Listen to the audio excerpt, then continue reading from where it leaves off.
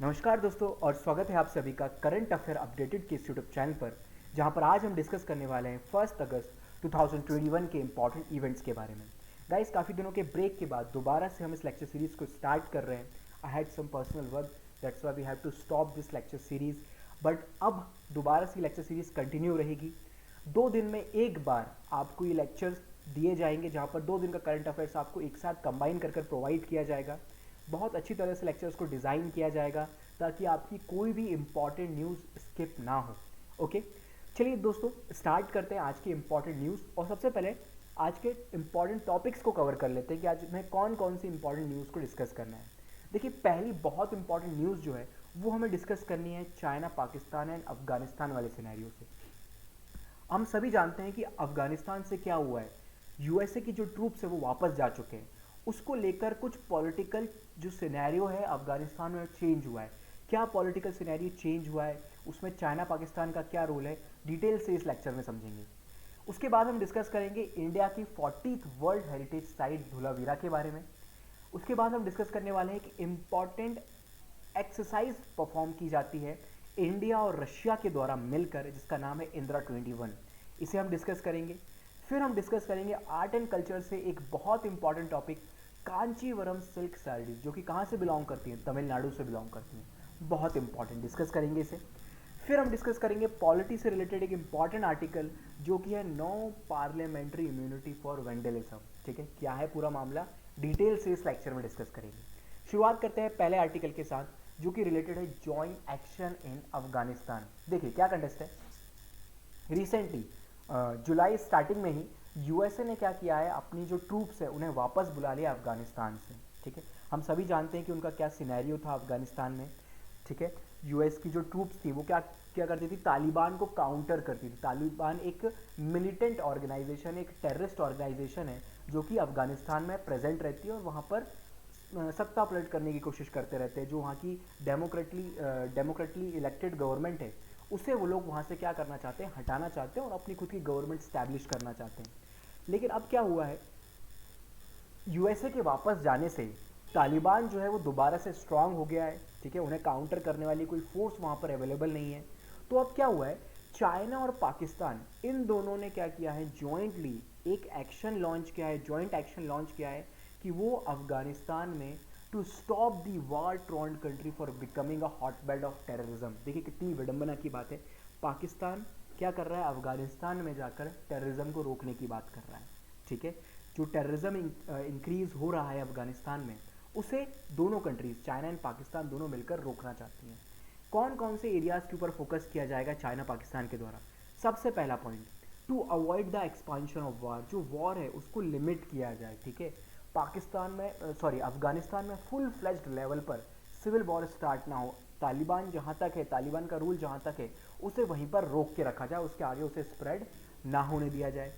अगला पॉइंट है to promote the intra Afghan negotiation between the government and the Taliban. ठीक है, कोशिश ये यहाँ पर ये रहेगी कि तालिबान को भी पॉलिटिकल रिप्रेजेंटेशन दी जाए। ठीक है, तालिबान के भी कुछ रिप्रेजेंटेटिव हों, उन्हें भी डेमोक्रेटिक प्लेटफॉर्म्स पर लेकर आया जाए।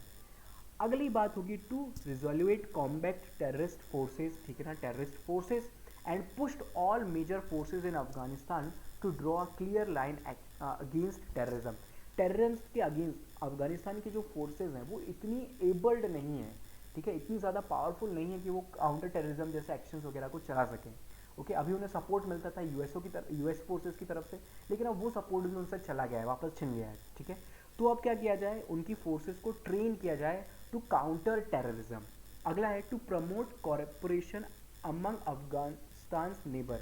अब इस अफगानिस्तान के जितने भी नेबर हैं, इंडिया है, पाकिस्तान है, चाइना है, इवन उसके बाद फिर ईरान वगैरह, जो भी उसकी नेबरिंग कंट्रीज़ हैं, उनके साथ मिलकर कोलैबोरेशन किया जाए, कॉपरेशन इस्टेब्लिश करने की बात की जाए। To work closely on international fora on the Afghan issue. Afghan issue को कंटिन्यूसली इंटरनेशनल फोरम पर उठाया जाए। ठीक है, ये होने वाले हैं 5 इंपॉर्टेंट ज्वाइंट एक्शन प्लान, किसका, चाइना एंड पाकिस्तान का। अब देखिए, बात यह है कि पाकिस्तान और चाइना को क्या ज़रूरत पड़ गई कि ये अफगानिस्तान में जाके काउंटर टेररिज्म जैसे इश्यूज़ को पर फोकस कर रहे हैं। इन्हें क्यों अपने खुद का टेररिज्म दिखाई नहीं दे रहा? देखिए हुआ क्या है ना कि अभी पाक तालिबान की एक्शन बहुत ज़्यादा बढ़ गए हैं। जब से यूएसए की फोर्सेस ने वहाँ से विड्रॉ किया है, तालिबान कंटिन्यूसली क्या कर रहा है, अटैक कर रहा है, बॉम्ब ब्लास्ट वगैरह कर रहा है।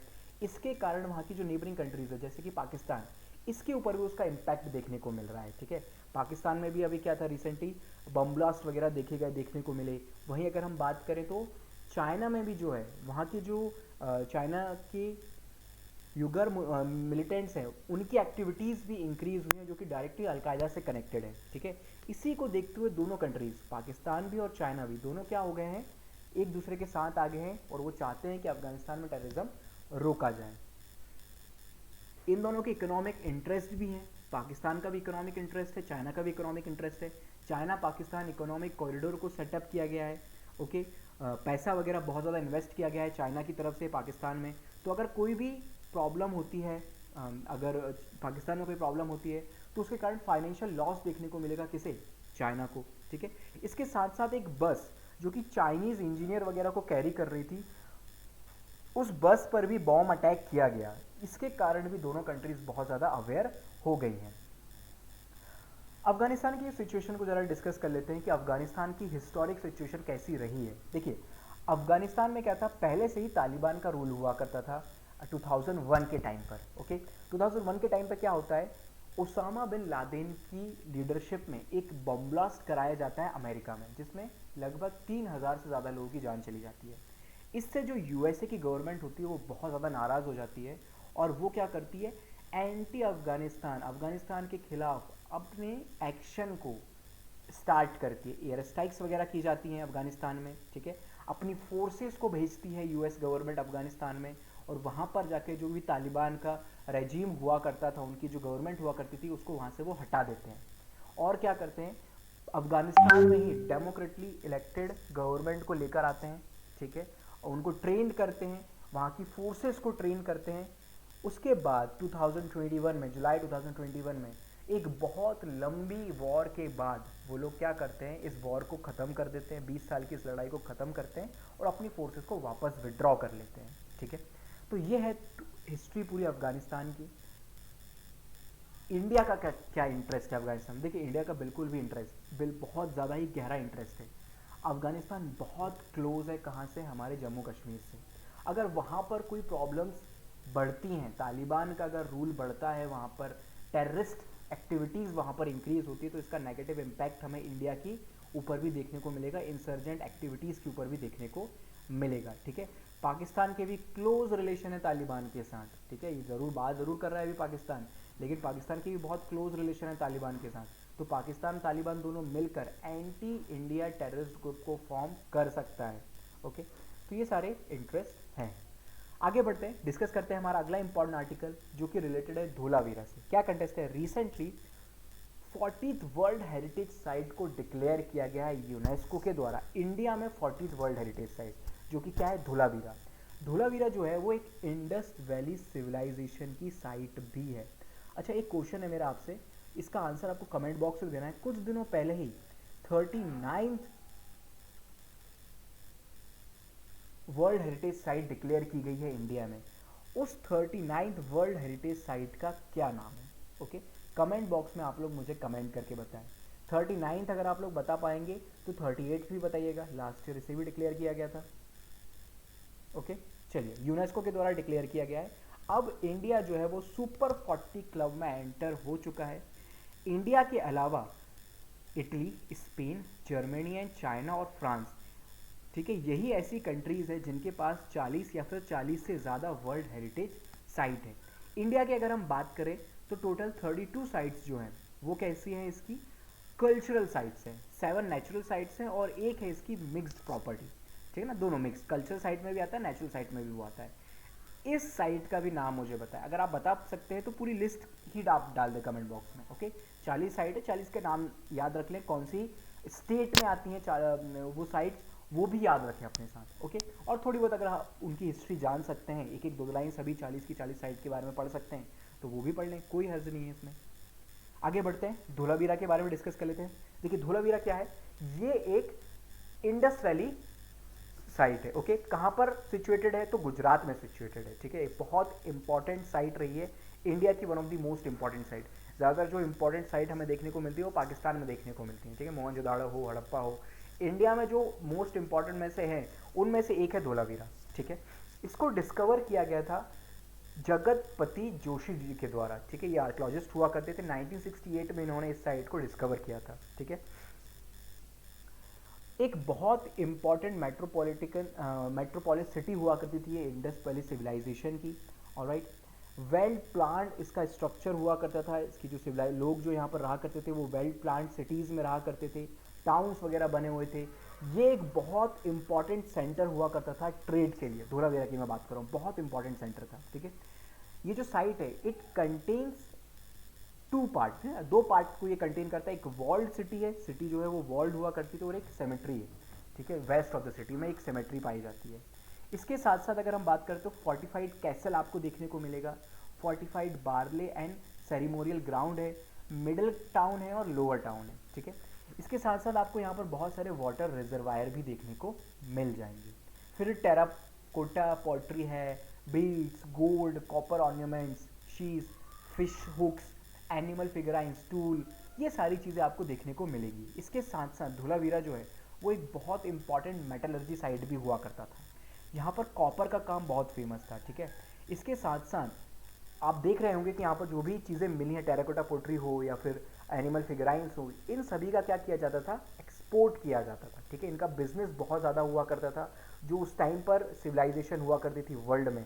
ठीक है, यूएई, ओमान वाले जो कंट्रीज़ है वहाँ पर, मेसोपोटामिया जो सिविलाइजेशन हुआ करती थी वहाँ पर भी यहाँ से धोलावीरा से बहुत सारे बिजनेस हुआ करता था, ट्रेड हुआ करता था। ओके, ये एक हब हुआ करता था ज्वेलरी मैन्युफैक्चरिंग के लिए। ठीक है, इसके साथ एंशियंट सिटी के पास एक फॉसिल पार्क भी आपको देखने को मिलेगा, where wood fossils are preserve करके रखे जाते हैं। ठीक है, no mortal remains of human. ठीक है, यहाँ पर एक ग्रेव मिली है लेकिन उस ग्रेव में कोई भी मॉर्टल रिमेन देखने को नहीं मिलता है। कुछ और डिस्टिंक्ट फीचर की बात करें धोलावीरा, सिर्फ धोलावीरा में ही देखने को मिलते हैं और कहीं देखने को नहीं मिलते। तो water reservoir, cascading series of water reservoir. ठीक है ना, बहुत सारे मल्टीपल छोटे छोटे वाटर रिजर्वायर बने हुए हैं। जो सिटिडल यहाँ पर हुआ करता था या फिर जो टाउन यहाँ पर हुआ करता था उसका फोर्टिफिकेशन किया गया, दीवारें बनाई गई हैं उस टाउन के आसपास। ठीक है, 2 मल्टीपर्पज़ ग्राउंड बनाए गए हैं जिनका यूज़ फेस्टिवल्स के लिए या फिर मार्केट प्लेस के तौर पर किया जाता था। ठीक है, यहाँ पर आपको 9 गेट्स देखने को मिलेंगे with unique design. Okay, funerary architecture featuring tumulus, hemispherical structures like Buddhist stupas, वो भी आपको यहाँ पर देखने को मिलेगा। और multi layer defensive mechanism, extensive use of stone in the construction and special burial structure, ये सारी चीज़ें भी आपको यहाँ पर देखने को मिलेगी। फेमस है धोलावीरा अपने वाटर रिजर्वायर के लिए, जो cascading series of water reservoir आपको देखने को मिलते हैं ना, उसके लिए जाना जाता है। ठीक है, अब डिक्लाइन ऑफ धोलावीरा क्यों हुआ? इतनी इंपॉर्टेंट साइट हुआ करती थी, ट्रेड का सेंटर हुआ करता था, तो इसका डिक्लाइन क्यों हो जाता है? देखिए, धोलावीरा का डिक्लाइन हो जाता है with the collapse of Mesopotamia. Mesopotamia जो है वो एक बहुत इंपॉर्टेंट ट्रेड सेंटर हुआ करता था। बहुत सारी चीज़ें धोलावीरा से ट्रेड होकर कहाँ जाया करती थी? मेसोपोटामिया जाया करती थी। लेकिन जैसे ही मेसोपोटामियन सिविलाइजेशन का कोलैप्स होता है, बिजनेस जो होता है धोलावीरा के, जिसके ऊपर धोलावीरा की इकोनॉमी डिपेंड करती थी, वही उसका सोर्स उससे छिन जाता है। ठीक है, इसके कारण एक बहुत बड़ा मार्केट लॉस हो जाता है धोलावीरा का। और भी अगर कुछ रीजंस की बात करें तो जो सरस्वती रिवर हुआ करती थी गुजरात में, वो क्या करती है? अपना पाथ चेंज कर लेती है। ओके, इसी कारण सीवियर एरिडिटी आ जाती है या फिर सीवियर ड्रॉट कंडीशंस यहाँ पर क्रिएट हो जाती हैं। लोग यहाँ से माइग्रेट करना स्टार्ट कर देते हैं towards Gangetic region, Gangetic plains की तरफ लोग यहाँ से माइग्रेट करना स्टार्ट कर देते हैं। इसी कारण धोलावीरा का कोलैप्स हो जाता है। ठीक है, और भी कुछ हड़प्पन साइट्स हैं गुजरात में जो हमें देखने को मिलती है, जिनमें से एक है लोथल। लोथल बहुत इंपॉर्टेंट है, डोकयार्ड हुआ करता है लोथल, बहुत इंपॉर्टेंट साइट है। यहाँ पर अगर आप देखेंगे लोथल में तो ये आपको एक ग्रेवयार्ड देखने को मिलेगा जहाँ पर 21 ह्यूमन स्केलेटन है। ठीक है, धोलावीरा में आपको एक ग्रेवयार्ड देखने को मिलता है लेकिन वहाँ पर कोई भी ह्यूमन स्केलेटन नहीं मिला है। लोथल में हमें 21 ह्यूमन स्केलेटन मिले हैं। इसके साथ साथ कॉपरवेयर मिला है और कुछ बहुत इंपॉर्टेंट ऑर्नामेंट स्टोन्स वगैरह मिले हैं, है ना। रंगपुर है, रोगदी है, लाख बावल है, ये कुछ साइट्स हैं कहाँ पर, गुजरात वाले एरिया में, इंडस वैली सिविलाइजेशन की। ओके, चलिए इसके बाद अगर हम गुजरात में ही बात करें यूनेस्को की वर्ल्ड हेरिटेज साइट की, तो सिटी ऑफ जॉय अहमदाबाद बहुत इंपॉर्टेंट, रानी की वाव और चंपेरनर और पावरगढ़, ये जो है इम्पॉर्टेंट वर्ल्ड हेरिटेज साइट्स हैं गुजरात में। आगे बढ़ते हैं, डिस्कस करते हैं एक्सरसाइज इंदिरा 21 के बारे में। देखिए बहुत ज़्यादा डिस्कस नहीं करना है इसके बारे में, हमें सिर्फ फैक्चुअल इन्फॉर्मेशन याद रखनी है। इंदिरा एक्सरसाइज जो है सबसे पहले किसके बीच में होती है, तो इंडिया और रशिया की मिलिट्री एक्सरसाइज है इंदिरा, ठीक है। इसका 12th एडिशन परफॉर्म किया जा रहा है इस बार, ये जो होने रही है इसका 12th एडिशन है। कहाँ पर हो रहा है, तो रशिया में हो रहा है, बस इतना याद रखिए। इसके बाद ये एक्सरसाइज जो है फर्स्ट टाइम स्टार्ट की गई थी 2003 से परफॉर्म की जा रही है। फर्स्ट जॉइंट ट्राई एक्सरसाइज जो है वो 2017 में कंडक्ट की गई थी। 2019 में जो है इसको पुणे, गोवा और बाबिना जो कि झांसी के पास है, वहाँ पर इसे ऑर्गेनाइज कराया गया था। सिग्निफिकेंस क्या होता है मिलिट्री एक्सरसाइज का, तो सभी एक्सरसाइज का एक ही पर्पस होता है, सिमिलर पर्पस होता है उन सभी का, मिलिट्री डिप्लोमेसी को इस्टेब्लिश करना, ठीक है ना, ट्रस्ट और कॉन्फिडेंस लेके आना। कभी अगर ज़रूरत पड़े दोनों कंट्रीज़ को साथ में मिलकर ऑपरेशंस चलाने की, तो दोनों के बीच में कंपैटिबिलिटी होनी चाहिए, दोनों की फोर्सेस के बीच में कंपैटिबिलिटी इस्टेब्लिश करना, ठीक है, यही मकसद होता है और यही आपको इसके बारे में याद रखना है। कांचीवरम साड़ी के बारे में अगला इंपॉर्टेंट आर्टिकल है हमारा जो हमें डिस्कस करना है।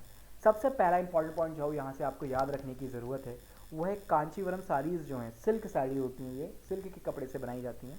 कहाँ पर बनती हैं, कहाँ पर फेमस हैं, तो ये तमिलनाडु में फेमस है। तमिलनाडु से ही कांचीवरम साड़ीज़ का ओरिजिनेशन हुआ है।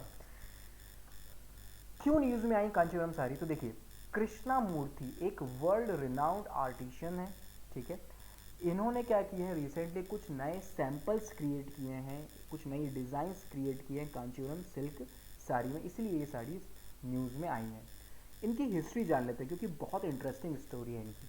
देखिए ये जो कपड़े का यूज़ किया जाता है इन साड़ी को डिज़ाइन करने के लिए, वो किस चीज़ का होता है, तो वो मलबरी सिल्क का होता है ना, हाथ से इनकी सिलाई की जाती है, मशीन्स का यूज़ नहीं किया जाता है। कांचीवरम की जो साड़ी होती है जो मलबरी सिल्क होता है उसका यूज़ किया जाता है इन साड़ीज़ को बनाने के लिए। और ट्रेडिशनली अगर हम बात करें मतलब कि एंशियंट टाइम में, तो ये इसकी जो क्या बोला जाता है उनको, जो भी वर्क किया जाता है, जो यहाँ पर आपको वर्क देखने को मिल रहा है यहाँ पर, ठीक है, इस वर्क को गोल्ड और सिल्वर की जरी से किया जाता था, ठीक है, इसलिए बहुत फेमस है और बहुत खूबसूरत साड़ीज हुआ करती हैं देखने में, ठीक है। अगर हम इनकी बात करें ओरिजिनेशन की, देखिए कांचीपुरम एक विलेज है तमिलनाडु में, वहीं से इनका ओरिजिनेशन हुआ है। कांचीपुरम साड़ीज़ को क्वीन ऑफ सिल्क साड़ी भी बोला जाता है। कितनी फेमस, कितनी हाइप्ड साड़ीज़ हैं ये इंडिया के कल्चर की, ओके। यहाँ पर आपको टेम्पल आर्किटेक्चर से इंस्पिरेशन भी देखने को मिलेगी इन साड़ी की डिज़ाइन में, ओके। चोला डायनेस्टी के टाइम पर ये साड़ीज़ काफ़ी ज़्यादा पॉपुलर हुई थी। दोबारा से 2005 और 6 में इन्हें जोग्राफिकल इंडिकेशन यानी कि जीआई टैग दिया गया, किसे, तमिलनाडु को, कांचीपुरम साड़ीज़ के लिए, ठीक है।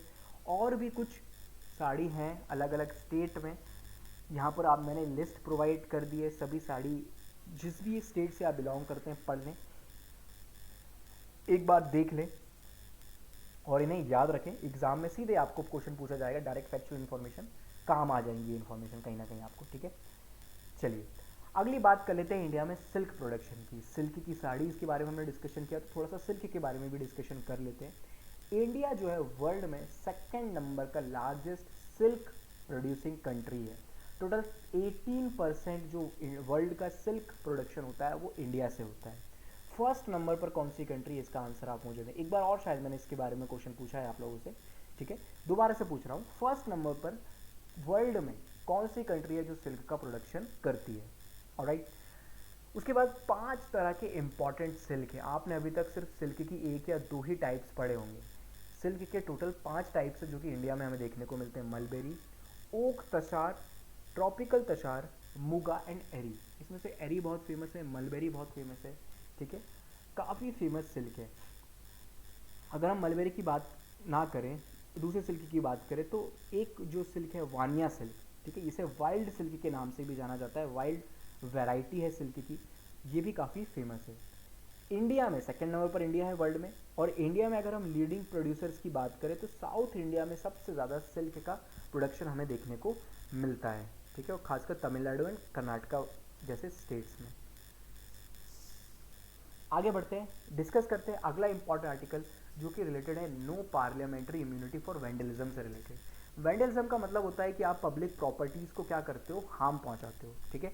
तो देखिए क्या है पूरा मैटर, पहले मैटर समझ लेते हैं, बैकग्राउंड डिस्कस कर लेते हैं, फिर इशू को डिस्कस करेंगे। ओके, क्या हुआ था 2015 में, एट प्रेजेंट जो केरला गवर्नमेंट है, केरला गवर्नमेंट के एक एमएलए हुआ करते थे, ठीक है, उन्होंने क्या किया था, वेंडलिज्म का अपराध किया था, ठीक है, तोड़ फोड़ की थी स्टेट लेजिस्लेटिव असेंबली में।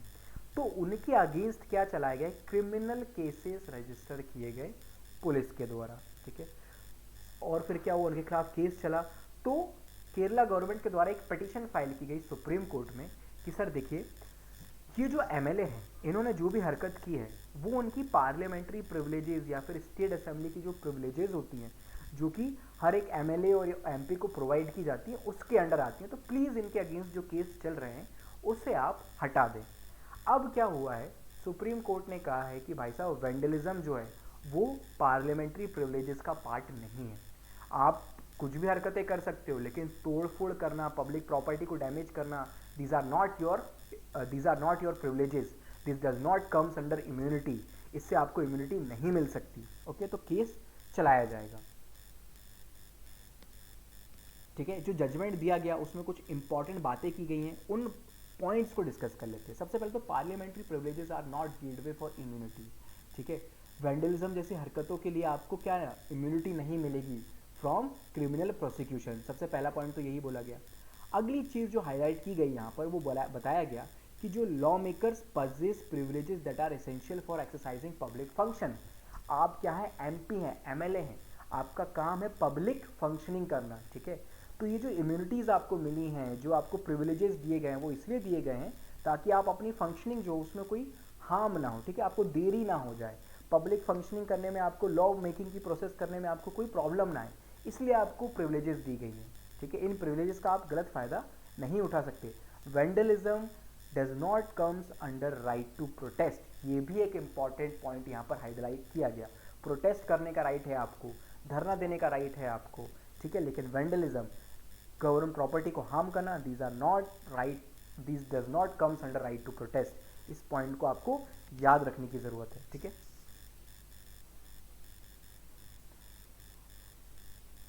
आगे बढ़ते हैं, अब हम डिस्कस कर लेते हैं अबाउट पार्लियामेंट्री प्रिविलेजेस के बारे में। देखिए, इफेक्टिवली डिस्चार्जिंग देयर फंक्शन, ताकि जो एमपी एमएलएज होते हैं वो अपना फंक्शन इफेक्टिवली डिस्चार्ज कर सके, किसी प्रकार की रोकथाम ना हो, इसलिए ये प्रिविलेजेस उन्हें प्रोवाइड की गई हैं। क्या प्रिविलेजेस होती हैं तो उन्हें डिस्कस कर लेते हैं। सबसे पहले इंडियन कॉन्स्टिट्यूशन में आर्टिकल 105 में पार्लियामेंट्री प्रिविलेजेस के बारे में बताया गया है, और आर्टिकल 194 में स्टेट लेजिस्लेटिव असेंबलीज में जो एमएलएज होते हैं उनकी प्रिविलेजेस के बारे में बताया गया है, ठीक है। क्या प्रिविलेजेस हैं,